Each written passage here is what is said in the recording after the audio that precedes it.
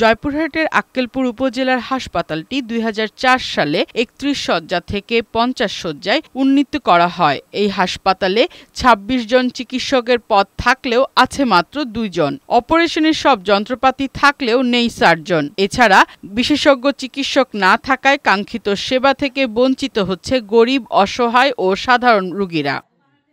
অতি দ্রুত হাসপাতালে প্রয়োজনীয় সংখ্যক চিকিৎসক সেবা নিশ্চিত করার দাবি রোগী ও স্বজনদের। একজন ডাক্তার একবার দেখে গেলে আর কোনো ডাক্তার আসে না।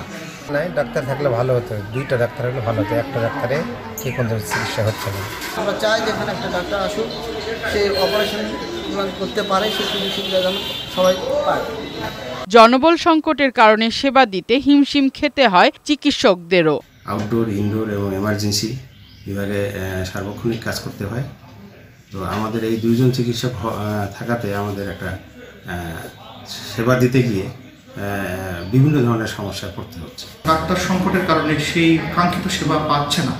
সংকটের কথা স্বীকার করে জেলা সিভিল সার্জন জানান, শূন্য পদে চিকিৎসক নিয়োগ দিয়ে সেবার মান বাড়ানো হবে। এই সংকট পূরণের জন্য আমরা চিঠি দিয়েছি, যদি পূরণ হয় রোগীদেরকে সার্বক্ষণিক বা কন্টিনিউয়াস সার্জারি সেবা বা সিজার সেবা দেওয়া সম্ভব হবে।